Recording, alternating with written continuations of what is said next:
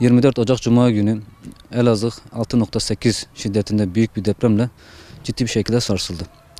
Bizler Hüdapar İl Teşkilatı olarak bu sarsıntının esnasında bütün üyelerimize ve teşkilatımıza ulaşaraktan kriz masamızı oluşturduk. Kriz masamızın etrafında üyelerimizi koordine ederek mahalle temsilciliklerimizle birlikte Elazığ'da bulunan bütün caddeleri ve sokakların tespitine başladık. Bu tespit esnasında Mustafa Paşa Mahallesi'nde ve Sürsürü Mahallesi'nde 4 binamızın yıkıldığını tespit ettik. Daha sonrasında yapmış olduğumuz çalışmalar çerçevesinde Gezim beldemizde, Maden'deki Gezim beldemizde bir binanın yıkıldığını öğrendik. İlçe teşkilatlarımıza ulaştık ve ilçe teşkilatlarımızda da diğer ilçelerimizde herhangi bir sıkıntı olmadığını öğrendik.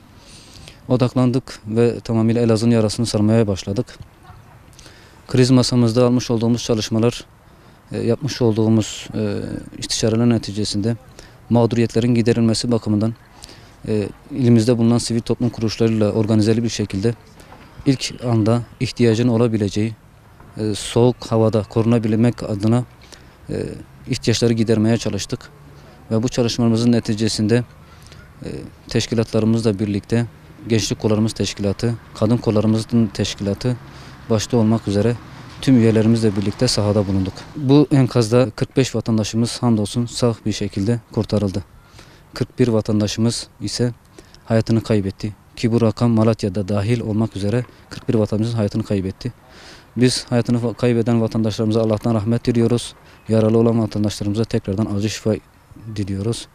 Rabbim bir daha tekrar böyle bir afeti bizlere karşılaştırmasın inşallah. Elazığ deprem sonrasında yaralarını sarmaya devam ediyor.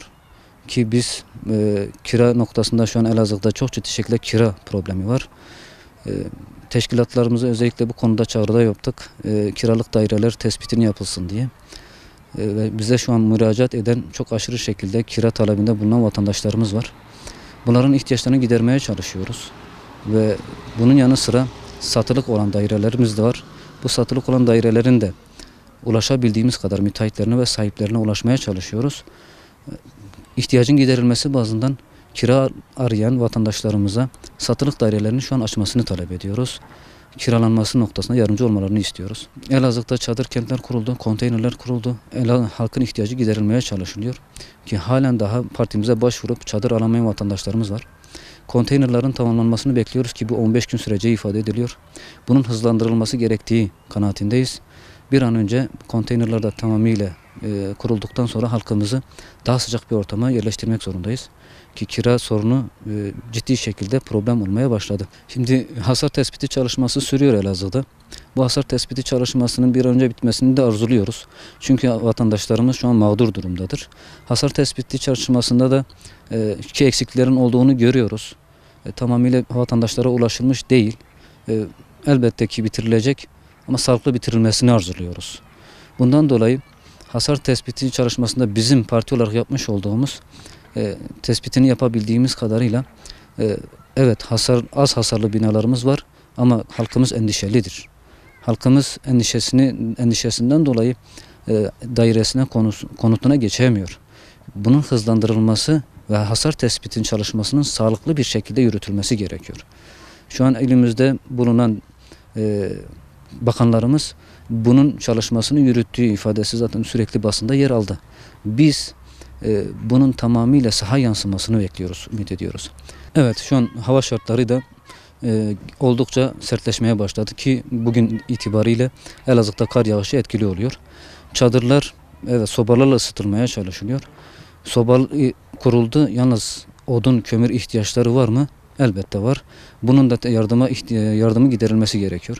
Çadırlar da bu konuda soğuğu önleyecek şekilde bir çadırlar olduğunu da ki yetersiz kalacak. Ama halk evine giremediğinden dolayı biz çadırlarda dahi barınmasını şu an kabul edir hale geldik. Bundan dolayı soğuk havaların da vatandaşımız daha da fazla etkilenmemesi konusunda tüm yetkililerimiz, muhtarlarımız, Elazığ'da gönüllü vermiş bütün vatandaşlarımızı da bu konuda yardımcı olmaya tespitleri noktasında, düzenli bir tespit noktasında çadırda da yapmaya ihtiyaç duyuyoruz. Havaların soğumasıyla birlikte elbette ki çadırlarda çok ciddi şekilde yani yakıt, odun, kömür kullanılacak, karbon monoksit gazından etkilenmemesi için vatandaşlarımıza da çağrıda bulunuyoruz, uyarıda bulunuyoruz. Dikkatli olunmalıdır. Sobadan zehirlenme, etkilenmeme olmaması için. Evet, çok ciddi şekilde sarsıldık ve acı yaşadık. Daha farklı acıları yaşamamak için halkımız bu konuda duyarlı olmalıdır. Elazığ'da sarsıntıdan sonra birçok esnafımız iş yerlerini açamadı. Çalışan işçilerimiz işlerine gidemedi.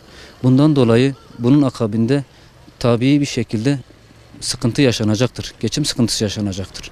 Bu sıkıntının çare olabilmesi için biz doğalgaz, elektrik, su ve benzeri ihtiyaçlarda indirime gidilmesi ya da tamamıyla alınmaması talebini de buradan yapmış olalım. Ki bu ihtiyaç hasıl olacaktır, muhakkak olacaktır. Ki vatandaşlarımız bu ihtiyaçlarını giderilme konusunda yetkililerimizden bunun ciddi bir şekilde üzerinde durmasını talep ediyoruz.